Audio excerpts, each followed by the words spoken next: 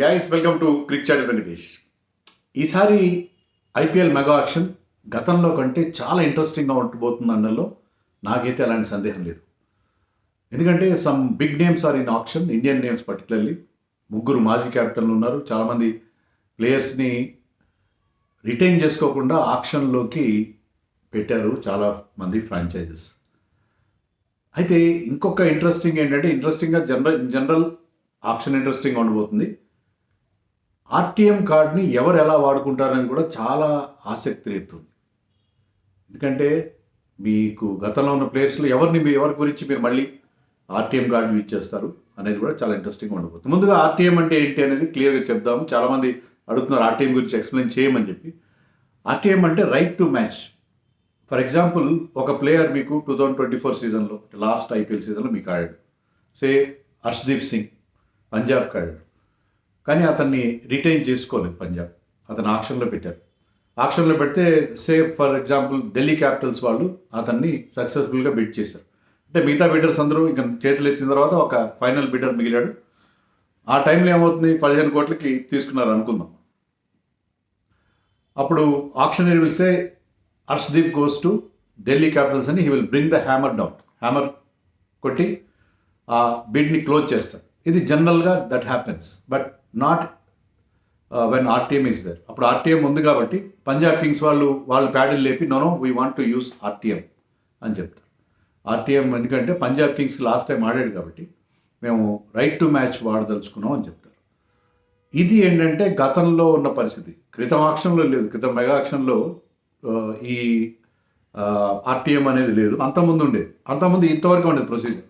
So వాళ్ళు RTM కావాలని use చేసినప్పుడు వాళ్ళకి వెళ్ళిపోతారు. కానీ ఈసారి దీనికి ఒక చిన్న లింక్ పెట్టారు, చిన్న మడత పేచి పెట్టారు.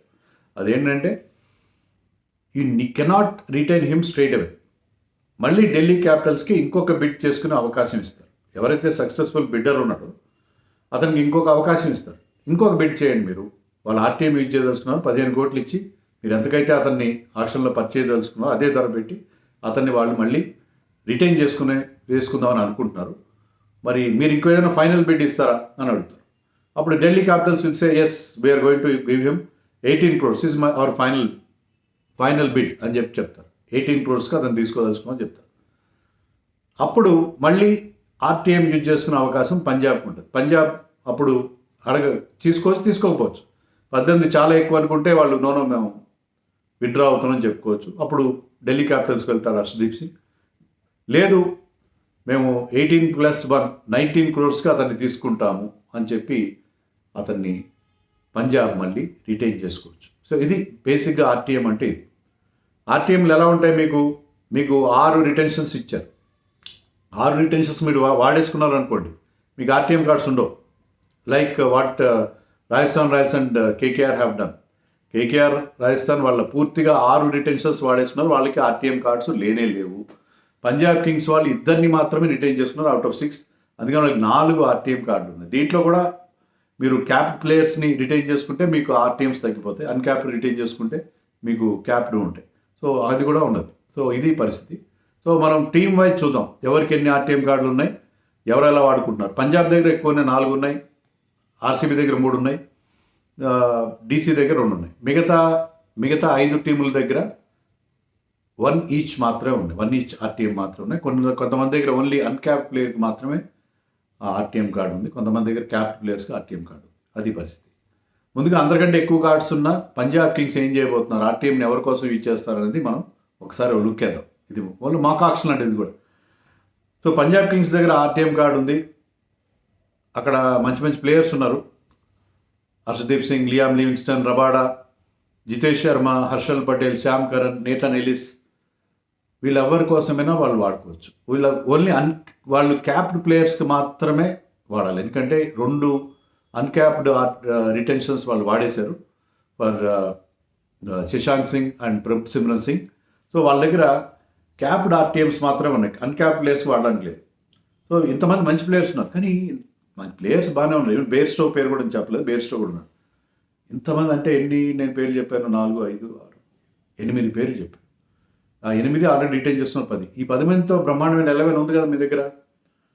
వీళ్ళని మళ్ళీ వీళ్ళతో వెళ్ళొచ్చు కదా అంటే, వీళ్ళకి ప్రాబ్లం ఏంటంటే ఆ ఉన్న ప్లేయర్స్ ఎవరు బాగా పర్ఫామ్ చేయలేదు. పేర్లు బాగానే ఉన్నాయి, నాంబడా, దర్శన్ చోటాగానే ఉన్నాయి కాబట్టి it is better for them to go for new players. So అందుకని ఆర్టీఎం కార్డ్స్ యూజ్ చేసుకోవాలి, 4 కార్డ్స్ యూజ్ చేసుకోవాలి. బట్ నా దృష్టిలో ఏంటంటే ఇండియన్ ప్లేయర్స్ మీద దృష్టి పెట్టాలి, ఎందుకంటే ఇండియన్ కోర్ స్ట్రాంగ్గా ఉంటే మీకు ఎప్పుడు కూడా బాగుంటుంది, చాలా కంఫర్టబుల్ సిచ్యుయేషన్లో ఉంటుంది. అందుకని they have to use RTM cards. నేను చెప్పిన పేర్లలో హర్షదీప్కి యూజ్ చేయండి, జితేష్ శర్మకి యూజ్ చేయండి. మీకు కీపర్ ఒకవేళ ఫర్ ఎగ్జాంపుల్ వాళ్ళు రిషబ్ పంత్ని ఆక్షన్లో తీసుకున్నారనుకోండి, ఈ జితేష్ శర్మ చాలా లేట్గా వస్తారు. రిషబ్ పంత్ని ఆల్రెడీ మీరు ఆక్షన్లో పర్చేసి కీపర్ బ్యాట్స్మెన్ ఉన్నాడు, మీ కెప్టెన్ ఉన్నాడు, అంత బాగానే ఉంది. అయినా సరే మీరు జితేష్ శర్మని ఎందుకు తీసుకోవాలంటే మీరు అతను ప్యూర్ బ్యాటర్గా ఇచ్చేయండి.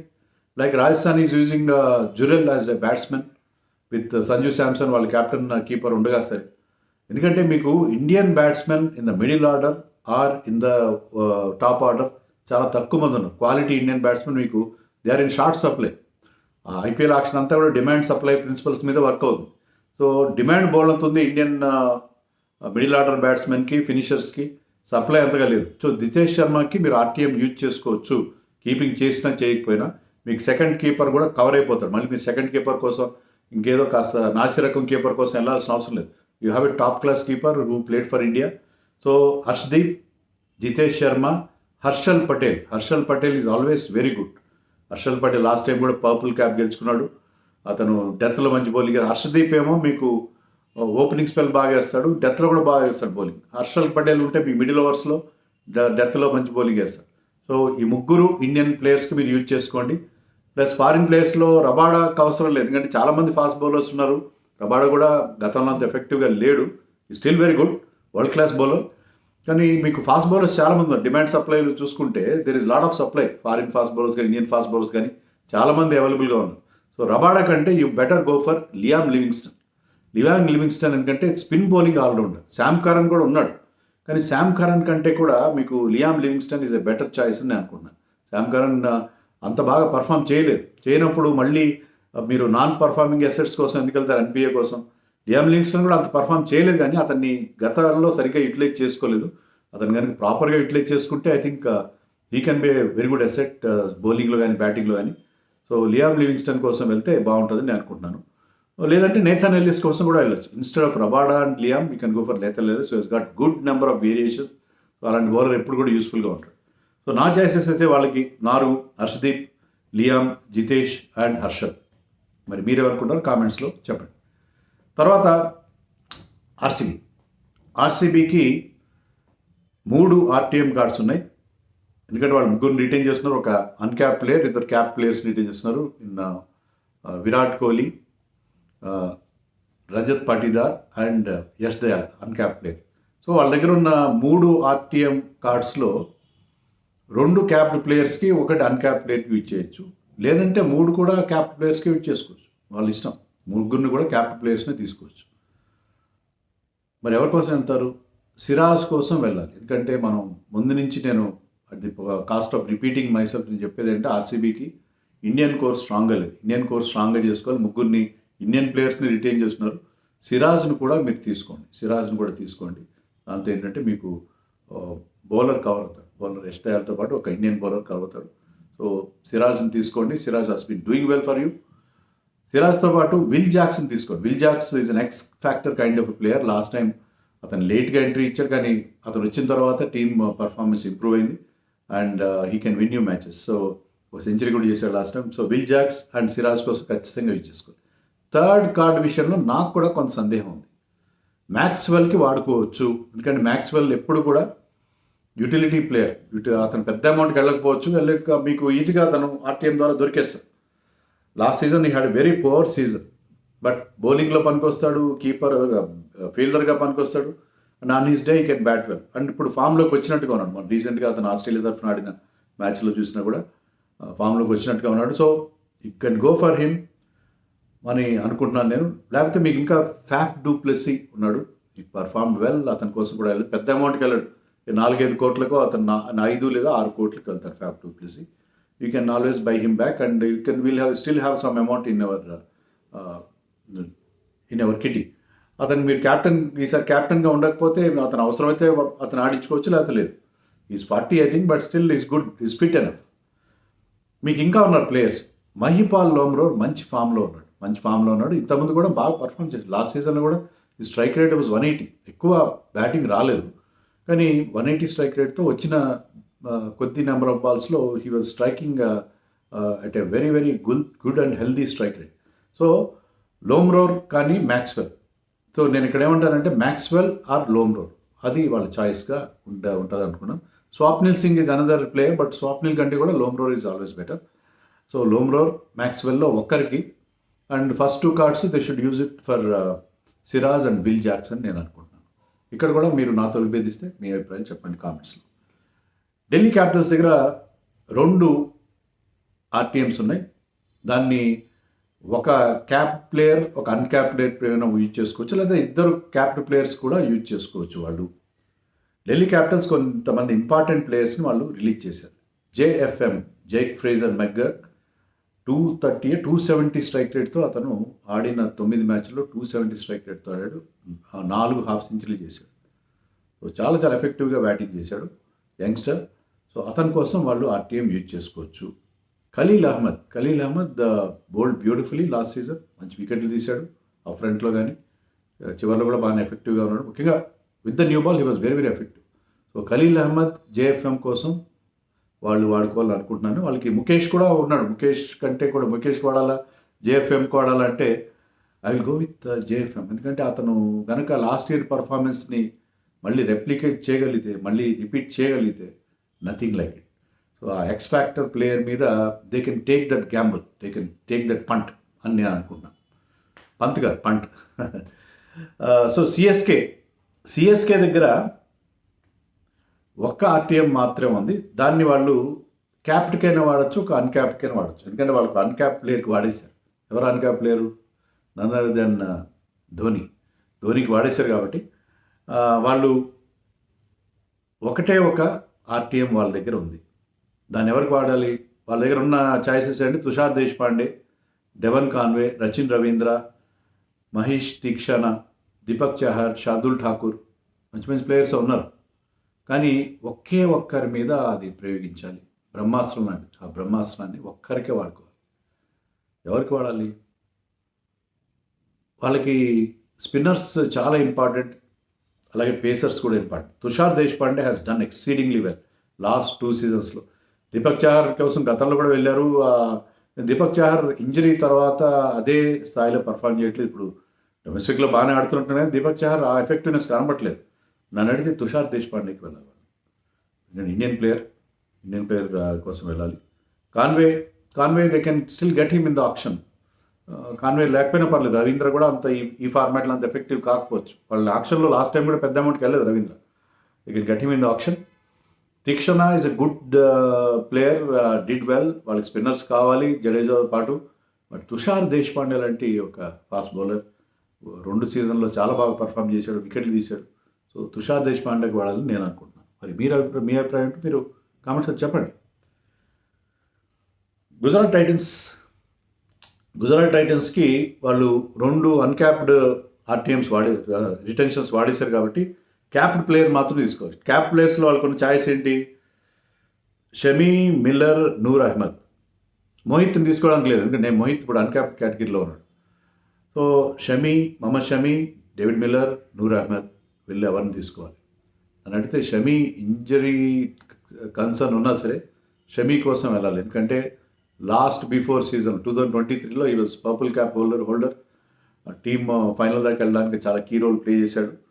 డేవిడ్ మిల్లర్ కూడా ఇంపార్టెంటే, కానీ వాళ్ళకి ఐ థింక్ లాస్ట్ టైం వాళ్ళు సరైన బౌలర్స్ లేక సఫర్ అయ్యారు. సరైన బౌలర్స్ విషయంలో బాగా సఫర్ అయ్యారు. వాళ్ళకి ఆల్రెడీ సాలిడ్ బ్యాటింగ్ ఉంది విత్ గిల్, సాయి సుదర్శన్, రాహుల్ తెవతియా అండ్ షారుఖ్ ఖాన్.